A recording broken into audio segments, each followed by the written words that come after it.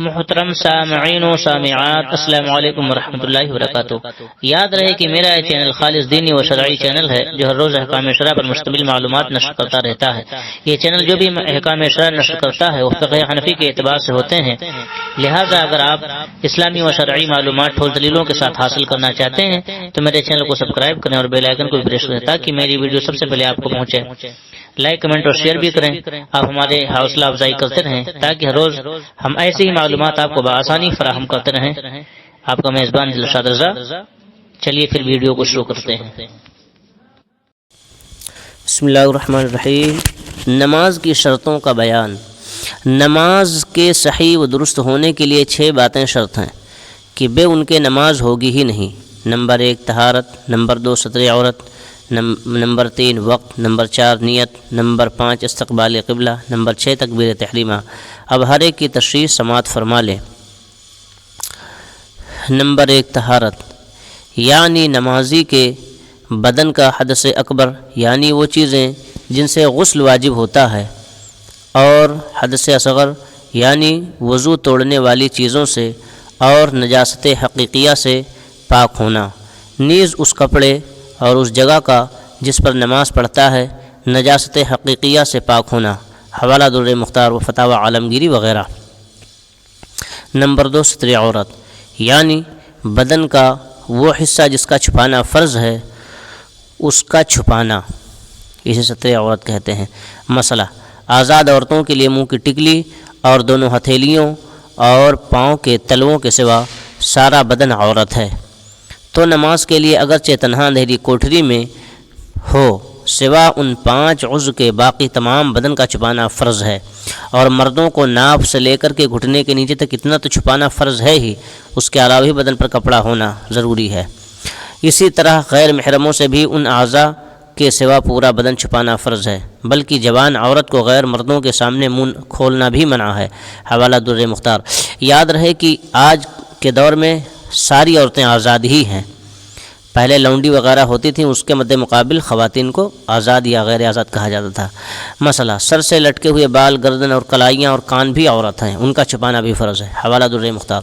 مسئلہ، اتنا باریک دوپٹہ جس سے بالوں کی سیاہی چمکے، عورت نے اوڑھ کر نماز پڑھی تو نہ ہوئی جب تک اس پر کوئی اور چیز ایسی نہ اوڑھے جس سے بال وغیرہ کا رنگ چھپ جائے۔ حوالہ فتاوی عالمگیری وغیرہ۔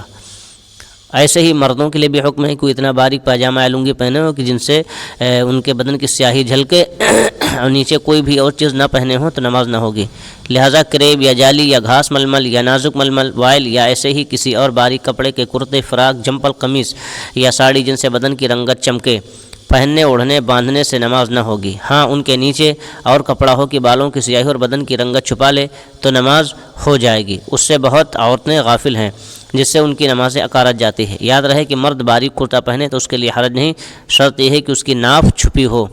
مسئلہ، جن اعضاء کا چھپانا فرض ہے ان میں کوئی عضو چوتھائی سے کم کھل گیا تو نماز ہو گئی، اور اگر چوتھائی عضو کھل گیا اور فوراً چھپا لیا تو بھی نماز ہو گئی، اور اگر بقدر 1 رکن یعنی 3 بار سبحان اللہ کہنے کی مقدار کھلا رہا یا خود کھولا اگرچہ فوراً چھپا لیا تو نماز نہیں ہوئی۔ حوالہ رد المحتار و فتاوی عالمگیری وغیرہ۔ مسئلہ، اگر نماز شروع کرتے وقت عضو کی چوتھائی کھلی ہے یعنی اسی حالت پر اللہ اکبر کہہ لیا تو نماز ہی شروع نہ ہوئی۔ حوالہ در مختار۔ نمبر 3 استقبال قبلہ۔ نماز میں قبلہ یعنی کعبہ شریف کی طرف منہ کرنا، اسے کہتے ہیں استقبال قبلہ۔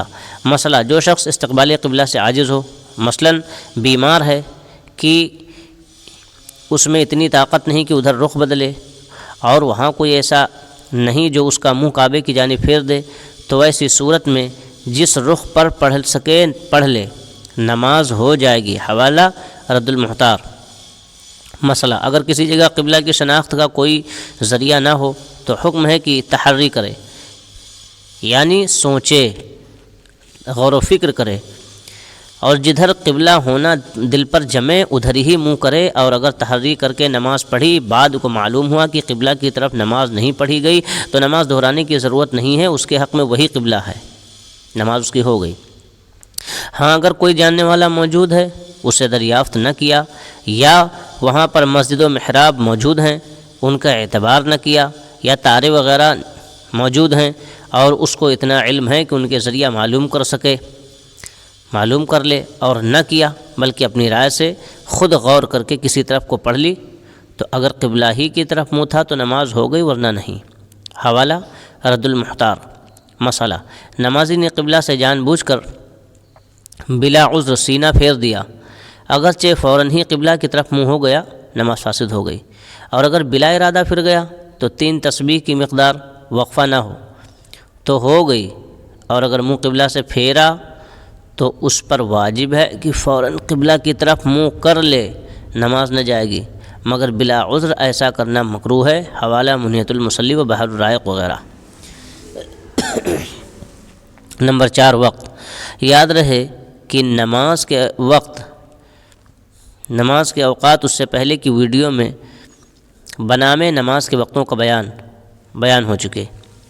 اگر کسی کو نماز کے اوقات وغیرہ معلوم کرنے ہوں تو ہماری ایک ویڈیو پہلے ہم نے اپلوڈ کی ہے جس کا نام ہے نماز کے وقتوں کا بیان، وہ وہاں سے دیکھ سکتا ہے یوٹیوب پر۔ نمبر 5، نیت۔ تمام کاموں کا دار و مدار نیت پر ہے، اور دل کے پکے ارادے کو نیت کہتے ہیں، اور نماز میں نیت کا ادنا درجہ یہ ہے کہ اگر اس وقت کوئی پوچھے کہ کون سی نماز پڑھنی ہے تو فوراً بلا تامل بتا دے، اگر حالت ایسی ہے کہ سوچ کر بتائے گا تو نماز نہ ہوگی۔ حوالہ در مختار۔ مسئلہ، زبان سے کہہ لینا مستحب ہے، مگر زبان سے غلط نکل جائے تو اس کا اعتبار نہیں، مثلاً دل میں ظہر کا قصد ہے اور زبان سے عصر کا لفظ نکلا تو ظہر کی نماز ہوگی۔ حوالہ در مختار وغیرہ۔ مسئلہ، فرض نماز میں فرض کی نیت ضروری ہے، اور یہ بھی ضروری ہے کہ اس خاص نماز کی نیت کرے جو پڑھتا ہے، مثلاً ظہر یا عصر کی۔ یوں ہی واجب میں واجب کی نیت کرے، اور تراویح میں تراویح کی، اور سنتوں میں سنتوں کی۔ ہاں، نفل نماز کے لیے مطلق نماز کی نیت کافی ہے۔ حوالہ در مختار، رد المختار وغیرہ۔ مسئلہ، نیت میں تعداد رکعات کی ضرورت نہیں، البتہ فضیلت ہے، تو اگر رکعات کی تعداد میں خطا ہو گئی، مثلاً 3 رکعات ظہر کی یا 4 رکعات مغرب کی نیت کی تو نماز ہو جائے گی۔ حوالہ در مختار و رد المختار وغیرہ۔ مسئلہ، فرض و واجب قضا ہو گئے تو ان میں دن اور نماز دونوں کا معین کرنا ضروری ہے، مثلاً یوں کہے فلاں دن کی فلاں نماز۔ حوالہ در مختار۔ مسئلہ، اگر دل میں نماز توڑنے کی نیت کی مگر زبان سے کچھ نہ کہا تو وہ بدستور نماز میں ہے، یعنی اس کی نماز نہ گئی۔ حوالہ در مختار۔ اور اگر کوئی ایسا کام کر لیا جس سے نماز ٹوٹ جاتی ہے تو نماز نہ ہوئی۔ نمبر 6، تکبیر تحریمہ، یعنی زبان سے اللہ اکبر کہنا، اسے تکبیر تحریمہ کہا جاتا ہے۔ مسئلہ، اللہ اکبر کی جگہ کوئی اور لفظ جو خالص تعظیم الہی کے الفاظ ہوں، مثلاً اللہ اجل یا اللہ اعظم کہا تو نماز تو ہو جائے گی، مگر ایسا کرنا مکروہ تحریمی ہے اور گناہ۔ حوالہ فتاوی عالمگیری۔ نماز کے لیے جو چیز معین کی گئی ہے وہی چیز کہی جائے، یعنی رکوع سجود انتقالات کے وقت اللہ اکبر۔ مسئلہ، جن نمازوں میں قیام فرض ہے ان میں تکبیر تحریمہ کے لیے قیام فرض ہے، تو اگر بیٹھ کر اللہ اکبر کہا پھر کھڑا ہوگا تو نماز شروع ہی نہ ہوئی۔ حوالہ در مختار۔ محترم سامعین و سامعات، یہ میں نے نماز کی شرطیں بیان کی، اگلی ویڈیو میں نماز پڑھنے کا مکمل طریقہ بیان کریں گے انشاءاللہ عز و جل۔ اگر آپ ہمارے چینل پر نئے ہیں تو سبسکرائب کریں، لائک، کمنٹ اور شیئر بھی کریں۔ اگر کہیں ڈاؤٹ ہو، کسی کو کچھ پوچھنا ہو، جانکاری نہیں ہے یا نہیں سمجھ پا رہا ہے تو کمنٹ کر کے آپ پوچھ سکتے ہیں۔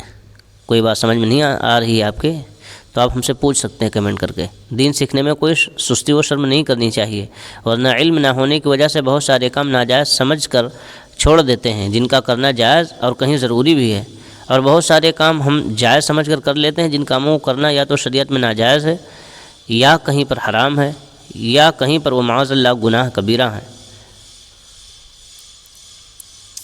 آپ کا خیر خواہ دلشاد رضا رضوی۔ عزیزان گرامی، کوئی بھی بات اچھی لگا کرے تو لائک ضرور کریں، اپنے دوست احباب کو بھی ان باتوں کو شیئر کریں تاکہ آپ کے ذریعے دوسروں کو بھی جانکاری ملے۔ السلام علیکم۔